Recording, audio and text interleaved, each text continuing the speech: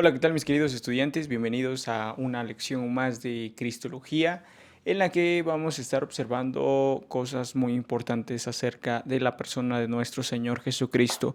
Bueno, ya pasamos la primera parte, el primer periodo del primer parcial y pues tenemos que seguir avanzando y conociendo más.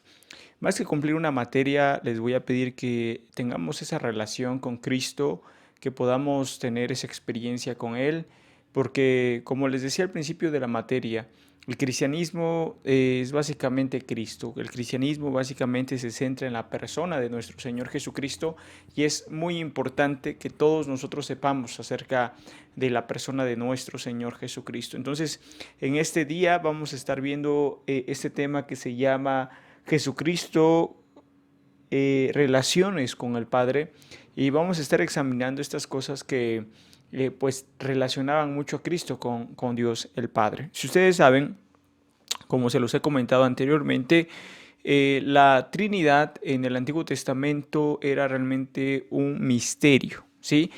Eh, los judíos y también los cristianos tenemos un pensamiento monoteísta. Con esto me refiero a que creemos que hay un solo Dios. ¿Sí? El pensamiento monoteísta afirma y cree que solamente existe un Dios.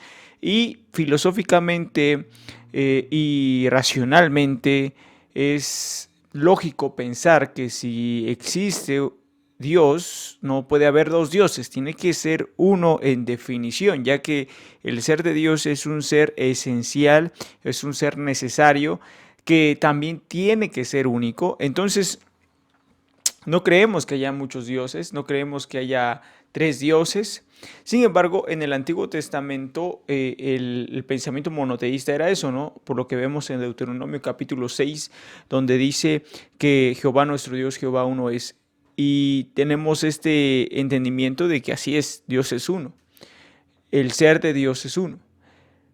Pero cuando pasamos al Nuevo Testamento, el Nuevo Testamento nos empieza a revelar algo muy importante y es el pensamiento o la doctrina, mejor dicho, de la Trinidad. Y la doctrina de la Trinidad es demasiado hermosa y afirmamos que es un misterio que estaba escondido en el Antiguo Testamento, que obviamente llegó a ser revelado en el Nuevo Testamento. ¿Sí? Y bajo esta doctrina de la Trinidad, hay muchos opositores acerca de esto. Y dentro de estos opositores, pues están aquellos que, como mencionábamos la clase pasada, había quienes afirmaban que Jesús era Dios, habían quienes negaban que Jesús era Dios, había quienes negaban la humanidad de Cristo.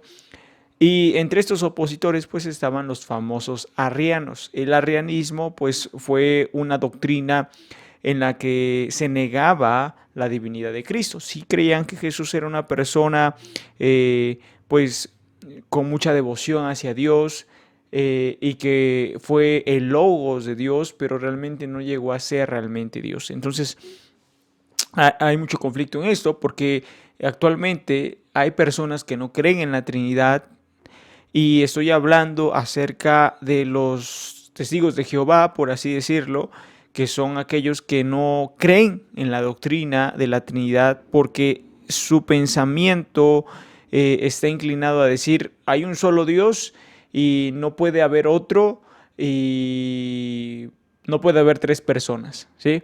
Bueno, es que ellos entienden mal lo que es la Trinidad. La Trinidad no es que hay tres dioses o que hay un Dios de tres cabezas, sino más bien es un Dios, es un Dios y este Dios es un ser. Y en este ser hay tres personas. Y esas tres personas son el Padre, el Hijo y el Espíritu Santo. No es que haya tres dioses, sino más bien es un Dios, y en este Dios, en este ser, el ser de Dios, hay tres personas. Y eso lo podemos ver claramente, ¿no? En el Nuevo Testamento. Ahora, ¿por qué los cristianos seguimos esta manera de pensar o creemos esto? Por toda la evidencia que hay en el Nuevo Testamento, por toda la evidencia que tenemos en el Nuevo Testamento, porque si nuestra doctrina está fundamentada en la enseñanza de los apóstoles y profetas, pues entendemos que tanto los apóstoles y profetas tenían el conocimiento de quién era Dios. Ellos nunca se casaron con un pensamiento politeísta cuando escribían acerca de Dios, y cuando escribían acerca de Dios lo decían precisamente porque sabían cuál es el significado de la palabra Dios. Y vemos en el Nuevo Testamento que al Padre se le llama Dios, que al Hijo se le llama Dios y que al Espíritu Santo se le llama Dios. Entonces esta doctrina de la Trinidad llega a surgir y viene a ser uno de los fundamentos principales de la iglesia cristiana. A diferencia de los testigos que piensan que solamente el Padre y que el Hijo es solamente un ser creado, la iglesia cristiana primitiva no pensaba eso, y nadie ha pensado eso con una sana doctrina, pues sabemos que lo que tenemos aquí en Isaías capítulo 9, versículo los siguientes versículos nos recuerdan que el niño que iba a nacer iba a ser llamado Dios fuerte, ¿no? Padre eterno, príncipe de paz, ¿no? Dándole esos títulos a Cristo incluso antes de nacer. Ahora, ¿a qué voy con todo esto? A que cuando nosotros podemos ver a Cristo, tenemos que, cuando nosotros empezamos a conocer a Cristo, empezamos a conocer a Dios. Y es muy cierto esto cuando Jesús empieza a hablar acerca de su relación con el Padre. Cuando Felipe está hablando acerca de conocer a Dios, o mejor dicho, Jesús está hablando acerca de ir con el Padre y Felipe le dice, muéstranos al Padre y nos basta, ¿sí? Yo creo que Felipe no estaba consciente de lo que estaba diciendo, o no sé por qué preguntó eso de muéstranos al Padre y nos basta. Realmente, ¿qué quería, no? Que no entiendo todavía a qué se refería, muéstranos al Padre y nos basta. No sé, quizá quería que lo llevaran al cielo o no sé. Lo único que sé es que Jesús le dio la mejor respuesta que pudo haber obtenido. Y es la mejor respuesta que nosotros podemos tener acerca de Dios. Y es, Felipe, ¿cuánto tiempo que estoy con vosotros? El que me ha visto a mí, ha visto al Padre. ¿Sí? Y la primera cosa que yo quiero decirles acerca de la relación de Cristo con el Padre es precisamente de que Cristo es la imagen invisible de Dios. ¿Sí? Colosenses nos habla precisamente de esto en Colosenses capítulo 1, versículo 15 me parece. Y dice, Él es la imagen del Dios invisible, el primogénito de toda la creación. Jesús es la imagen visible de Dios.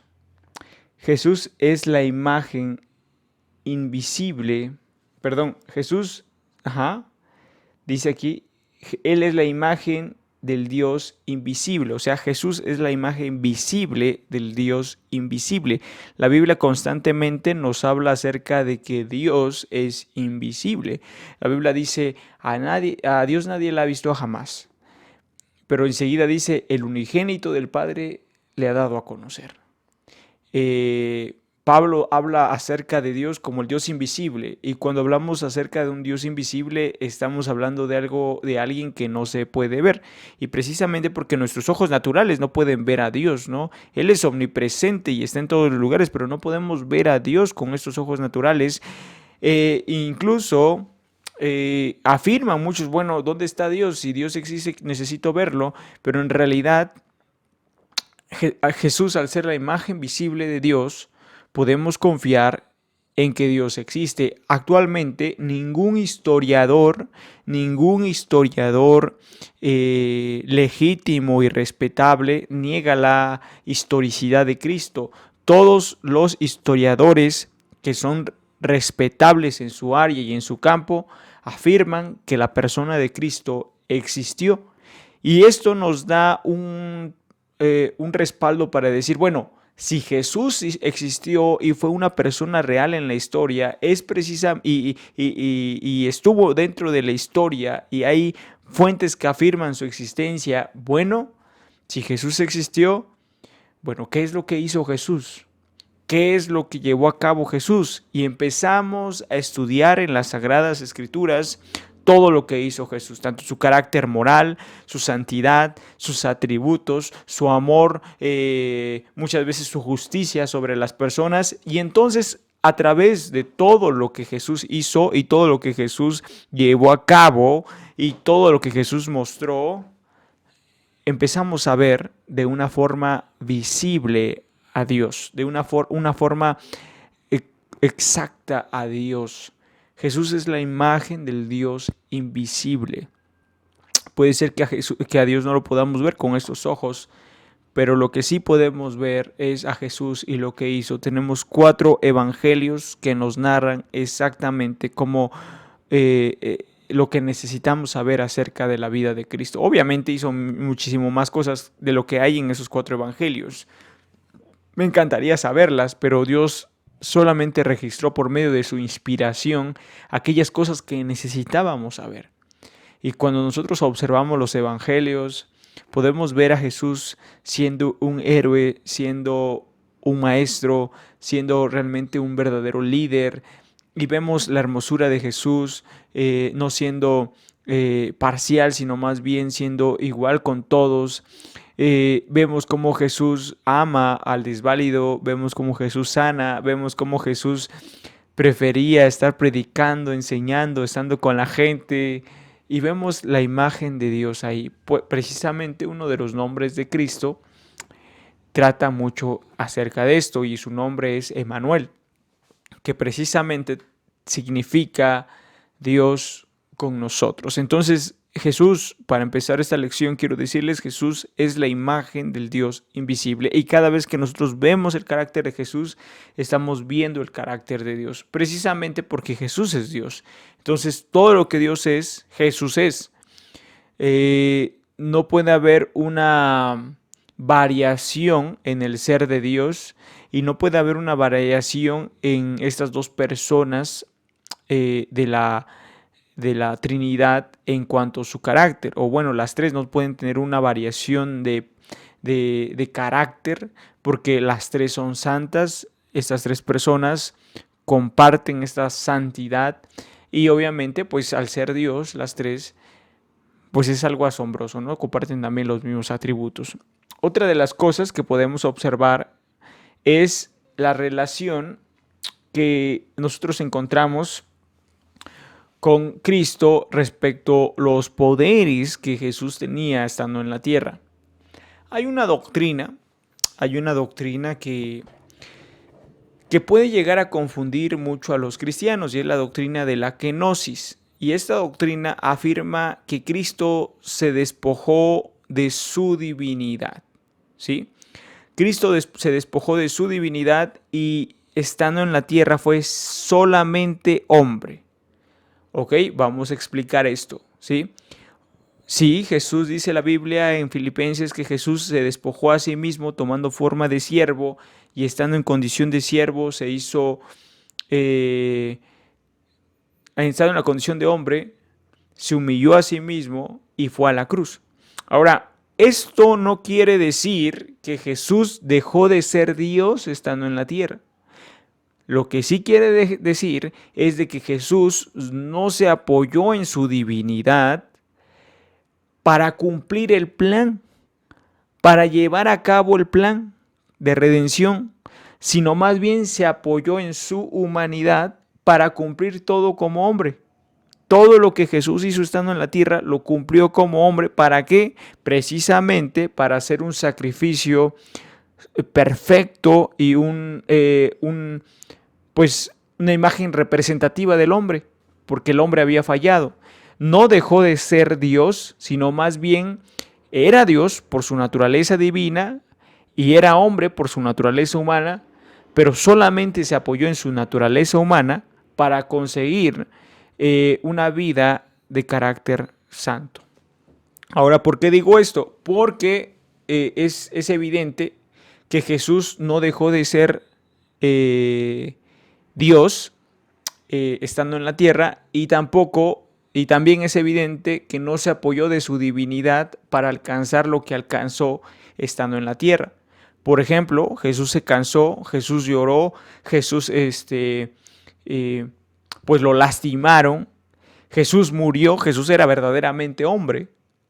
Y vemos esto precisamente y nos damos cuenta que Jesús no se apoyó en su naturaleza divina para cumplir lo que tenía que cumplir como hombre. Y con esto me refiero, por así decirlo, también por la tentación. Dios no puede ser tentado, pero como Jesús no se estaba apoyando en su naturaleza divina, sino más bien solamente en su naturaleza humana para poder vencer todas estas cosas y atribuírnoslas a nosotros como justicia, eso lo vamos a ver en otra ocasión, pero Él llevó una vida santa para después proveérnoslas para nosotros, compartirla con nosotros, pero Él no dejó de ser Dios. Ahora, ¿cómo podemos observar esto? Precisamente porque Jesús compartió y demostró algunas de estas cosas de su divinidad estando en la tierra. Porque a Cristo se le atribuyeron poderes que todos creían que solamente le pertenecían a Dios, ¿sí? Una de las cosas, o bueno, varias de las cosas, ¿no? Eran principalmente los poderes sobre la naturaleza, ¿sí? Que bueno, eso pues yo creo que también lo podemos hacer en algún aspecto, ¿no? Los seres humanos, ¿no? Si Dios nos da la capacidad de hacerlo a través de los dones, pues bueno. Pero hay algunos otros aspectos, ¿no? Por ejemplo, su soberanía. Cuando Jesús está hablando en el Sermón del Monte y empieza a hablar acerca de la ley, les dice, habéis oído ojo por ojo y diente por diente, pero yo os digo, ¿no? Amad a los que los aborrecen, orad por los que os ultrajan, os persiguen, bendecid a los que os maldicen, ¿no? Entonces vemos cómo Jesús demuestra su soberanía. ¿De qué forma? No quitándole validez a la ley de Moisés, sino más bien explicando mejor qué era lo que Dios quería, ¿no? A través de la ley de Moisés. Y como un acto soberano empieza a decir, pero yo os digo, ¿no? O sea, poniéndose por encima de Moisés, ¿sí? Y Moisés era realmente considerado un profeta. También podemos ver que Jesús dispensaba el sábado.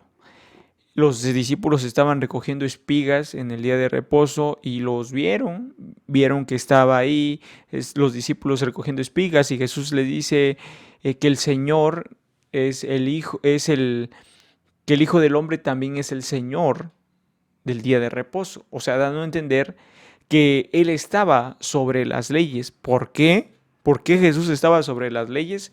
Precisamente porque Él era el Dios que había dado las leyes. No podría estar por debajo, sino más bien Él sabía exactamente cómo funcionaban las leyes. Y para los judíos no guardar el sábado pues era un súper pecado, ¿no? Y otras de las cosas que nosotros podemos ver, por así decirlo, también es la cuestión de perdonar pecados. Jesús perdonó pecados. Cuando estaba el paralítico y lo bajaron en Marcos capítulo 2, me parece, bajaron a este paralítico del techo, lo pusieron delante de Jesús y Jesús le empieza a decir, tus pecados te son perdonados. Y los demás cavilaban en sus corazones, Jesús lo supo y sanó al enfermo y bueno, les explicó, ¿no? Que el Hijo del Hombre tiene potestad para perdonar pecados. ¿Por qué? Porque el Hijo del Hombre precisamente tenía esta facultad al ser también una persona divina, ¿sí? Y Él podía perdonar pecados. También con la mujer que llegaron con acto de adulterio, llegaron y se la presentaron a Jesús. Jesús le dijo, ni yo te condeno, vete y no peques más. Y otra de las cosas por las cuales podemos afirmar la divinidad de Cristo, a la que se le atribuían poderes divinos, es precisamente el hecho de que había personas que llegaban a adorar a Jesús y Jesús no se los negaba, ¿sí? Jesús no les decía, no, levántate, ¿no? Sino más bien permitía que se le adorase, ¿no? Por ejemplo, Pedro llegó delante de Jesús, se postró delante de él y le dijo, aléjate de mí que soy un hombre pecador, y Jesús no le dijo solamente, ahora serás pescador de hombres. También la mujer que llegó y con su frasco de alabastro enjuagó los pies de Jesús y Jesús la dejó. Entonces vemos cómo Jesús recibió adoración y obviamente sí eso, sabemos que Jesús era de un carácter muy puro y muy, eh, pues muy dedicado a Dios. Si Jesús hubiera sido una persona normal o un siervo de Dios normal, yo creo que inmediatamente, si él hubiera sido un simple hombre, inmediatamente hubiera levantado a esas personas y decirle, no me adores a mí, sino adora a Dios, y hubiera hecho eso. Pero no, Jesús lo que realmente hizo fue que permitió que se le adorasen precisamente porque él era Dios y compartía estos poderes con Dios, ¿no?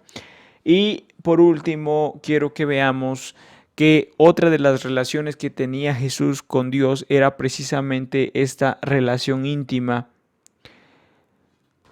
con su Padre. Algo muy interesante en la vida de Jesús es precisamente la relación que él tenía con su Padre. Cualquiera podría decir, bueno, es Dios, no necesita orar. Y lo que Jesús hacía continuamente era tener tiempos de oración prolongados con Dios. Y no me quiero ni imaginar cómo fue la relación, bueno, sí me imagino, pero cómo sería la relación de Cristo con el Padre antes de empezar su ministerio, todos los días orando, todos los días buscando de Dios. Y vemos esta relación tan íntima porque Jesús ayunaba, sabía el poder del ayuno, sabía lo que representaba el ayuno. Antes de tomar decisiones buenas, antes de tomar decisiones que iban a repercutir en toda la historia de la humanidad, no solamente de unos días, sino que iba a repercutir toda la historia de la humanidad, como fue la elección de los apóstoles. Jesús oró toda la noche antes de hacer esa elección y tenía una relación estrecha con el Padre. De tal forma que Jesús fue la primera persona a la que se le atribuye, bueno, no sé si fue la primera persona, ¿verdad? Pero él tenía esta relación tan íntima que él en vez de llamar Dios a Dios, él llamaba a Dios como Padre. Y nosotros, nuestra traducción en la Biblia dice Padre, pero en el original dice Abba. Y empezó Jesús a enseñar y a hablar acerca de Dios como su Abba. Y esta palabra Abba es o se traduciría como papá o papi, ¿no? Que es lo más cercano que podemos decir de la palabra padre, ¿no? ¿Cómo se llama? Pues una relación muy cercana, ¿no? O sea, si tú le dices padre a uno es porque lo respetas, ¿no? Si a tu papá le dices padre, pues lo respetas, ¿no? Es mi padre, ¿no? Si le dices papá, pues ya es algo así como que tú eres chiquito, pero respetas a tu padre, ¿no? No, a mi papá, ¿no? Pero si tú le empiezas a decir papi, o este diminutivo que realmente suena muy tierno, es como si tú realmente confiaras en Dios y Dios se encargara de todo. Y precisamente Jesús empezó a hablar de esa forma con Dios, ¿no? Decirle a Dios, Abba. Y los judíos se molestaban. ¿Por qué se molestaban? Precisamente porque Jesús tenía una relación tan cercana con su padre que él podía decirle de esa forma papi y papá y confiar totalmente en él, de tal forma que los judíos se enojaban porque decían, ¿cómo puede llamar a Dios? ¿Cómo puede llamarlo Padre a Dios? ¿No? Entonces Jesús empezó esto, los judíos se enojaban porque el hecho de que Jesús le llamara Padre a Dios también significaba que él se hacía igual a Dios. Entonces fue todo un relajo lo que hicieron los judíos porque se molestaban por la forma en la que Jesús se llevaba con el Padre.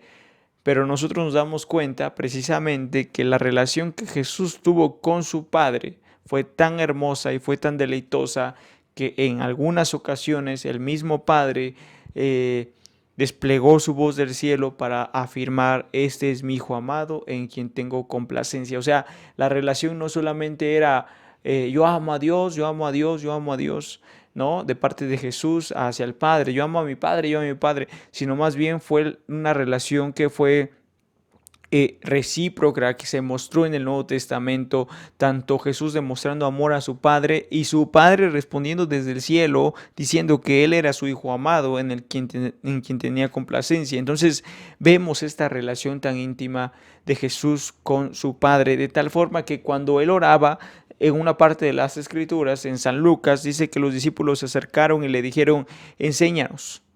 No le dijeron enséñanos a echar fuera demonios, ni le dijeron enséñanos a hacer milagros, sino más bien le dijeron a Jesús enséñanos a orar. Enséñanos a orar porque sabían que cuando Jesús oraba algo pasaba, algo sucedía, algo ocurría. Si Jesús oraba, sabían que al otro día algo milagroso iba a ocurrir.